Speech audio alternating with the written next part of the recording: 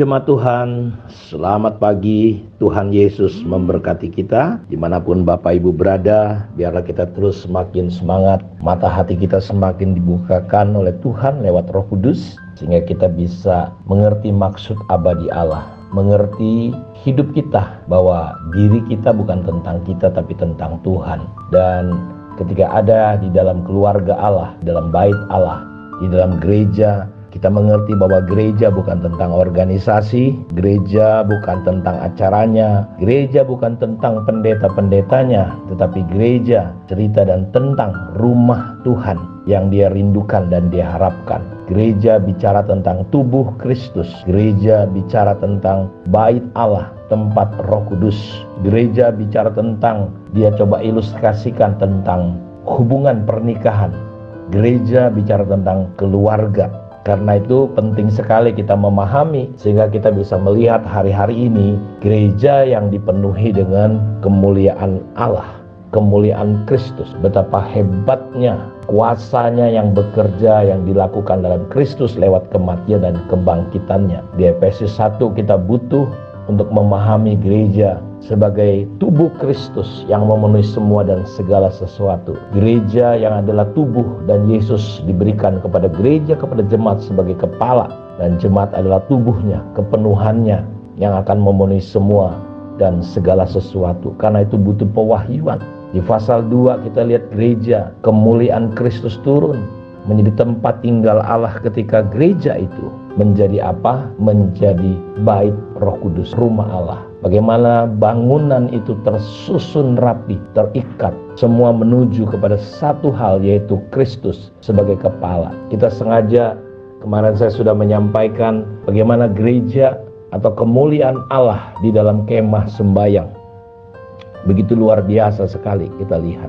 Bagaimana ketika kemuliaan Allah turun di zaman Musa, sampai imam-imam tidak mampu melakukan ibadah, mereka harus berhenti tiarap. Dan sampai kemuliaan itu sampai berubah seperti tiang awan dan tiang api. Begitu real, begitu nyata. Dan saya berdoa dan kita rindukan hal ini terjadi di gereja modern hari ini. Dan kita melihat gereja ketika di zaman pembangunan bait Allah, zaman Salomo, kembali hal yang sama terjadi. Begitu luar biasa kemuliaan Allah. Rumah Tuhan menjadi tempat solusi ketika panen mereka, ketika matahari atau udara tidak mendukung pertanian mereka, ketika mereka terhalang berkat-berkat Tuhan, bahkan ketika mereka punya masalah, punya dosa, punya persoalan, mereka datang ke bait Allah. Dan di bait Allah itu hati Tuhan, mata Tuhan, telinga Tuhan ada di rumahnya, sehingga doa mereka didengar, seruan mereka didengar oleh Tuhan yang ada dalam rumah itu. Bahkan kalau kita baca dalam 2 Tawarikh pasal 7 ayat 14, bagaimana kita melihat umatku yang atasnya namaku disebut merendahkan diri, berdoa dan mencari wajahku, aku akan berbalik mengampuni dosa-dosanya, aku akan memulihkan. Dan saudara tahu, dia memberkati kembali umatnya. Sebab kenapa? Sebab mata Tuhan, hati Tuhan ada di mana? Ada di dalam baitnya. Saudara bisa bayangin kemuliaan Kristus, kemuliaan Allah yang ada di dalam gerejanya. Saya ingin coba kembali membacakan firman Tuhan dari 2 Tawarikh 7 ayat 11 sampai 22. Coba saudara Bapak Ibu renungin, kalau ini terjadi di gereja modern, karena Kristus Allah ada dalam kemuliaannya, ada di dalam gerejanya, dalam baitnya pada masa itu. Dalam 2 Tawarikh 7 ayat 11 mulai, demikianlah Salomo menyelesaikan rumah Tuhan dan istana raja, dan berhasil melaksanakan dalam rumah Tuhan dan dalam istananya segala sesuatu yang timbul dalam hatinya. Kemudian Tuhan menampakkan diri kepada Salomo pada malam hari dan berfirman kepadanya, telah kudengar doamu dan telah kupilih tempat ini bagiku sebagai rumah persembahan.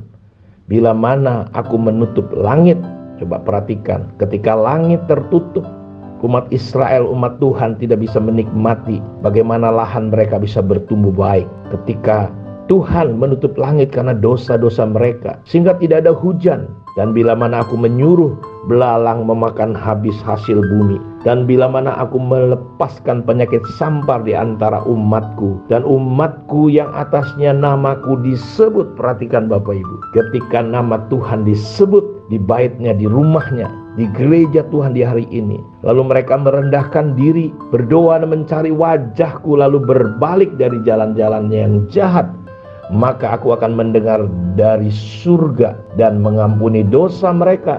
Efeknya lihat, serta memulihkan negeri mereka. Dampaknya adalah ke kota, ke bangsa.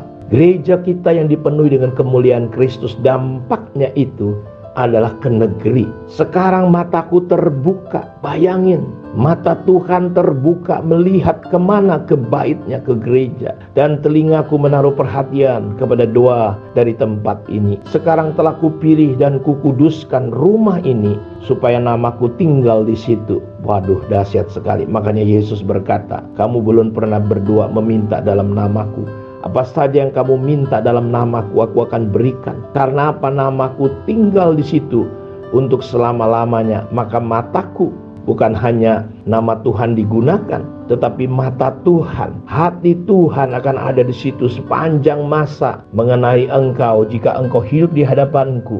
Tentang pribadi Salomo, sama seperti Daud ayahmu, dan berbuat sesuai dengan segala yang kuperintahkan kepadamu. Dan jika engkau tetap mengikuti segala ketetapan dan peraturanku, maka aku akan meneguhkan takhta kerajaanmu sesuai dengan perjanjian yang telah kuikat dengan Daud ayahmu, dengan berkata, tak akan terputus keturunanmu yang memerintah atas Israel.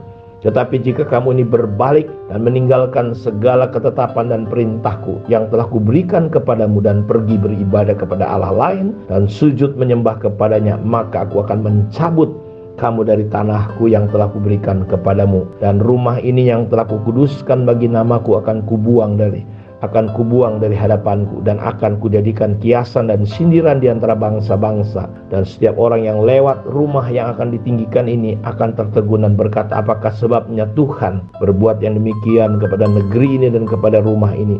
Maka orang akan berkata, sebab mereka meninggalkan Tuhan Allah nenek moyang mereka yang membawa mereka keluar dari tanah Mesir, dan sebab mereka berpegang pada Allah lain dan sujud menyembah kepadanya dan beribadah kepadanya. Itulah sebabnya ia mendatangkan segala malapetaka ini ke atas mereka. Dan kita melihat ada janji Tuhan untuk bait Allah, untuk orang Israel, dan untuk Salomo secara pribadi tentang rumah Tuhan. Tapi ingat, apapun yang terjadi ketika mereka berbalik dari segala jalan yang jahat, ingat ada nama Tuhan, ada mata Tuhan, ada hati Tuhan di situ, di mana Tuhan akan berbalik dan membawa kemuliaannya kembali di situ. Bayangin dalam konteks gereja hari ini, kita berdoa dan kita merindukan hal ini terjadi dalam gereja lokal kita, yang kita berharap ada kemuliaan Kristus yang besar, dahsyat dan luar biasa terjadi di dalam gereja di mana kita hadir dan ada. Kita doakan supaya hamba-hamba Tuhan mengerti mereka bangun apa. Kita doakan supaya hamba-hamba Tuhan mengerti mau dibawa kemana gereja ini, mau bangun gaya apa, seperti apa yang harusnya dibangun. Karena gereja harus dibangun sesuai dengan ukuran Tuhan. Kiranya Tuhan memberkati kita semua. Mari kita berdoa. Bapa, terima kasih, diberkatilah anak-anak-Mu dimanapun mereka berada. Lawat kami Tuhan, supaya kami bisa melihat kemuliaan Kristus di dalam gereja-Mu, dan kami boleh bersedia dibangun menjadi bait-Mu yang kudus, sehingga setiap orang datang ke gereja lokal di mana kami terikat, disusun rapi, bertumbuh menjadi bangunan Kristus. Orang boleh berjumpa dengan Engkau, ada nama-Mu, ada hati-Mu. Apapun yang menjadi pergumulan umat Tuhan, ketika mereka datang ke rumah Tuhan, mereka boleh berjumpa dengan Engkau. Terpujilah Engkau Bapa. Dalam nama Yesus kami berdoa, kami bersyukur kepada Tuhan. Amin. Tuhan memberkati kita semua. Shalom.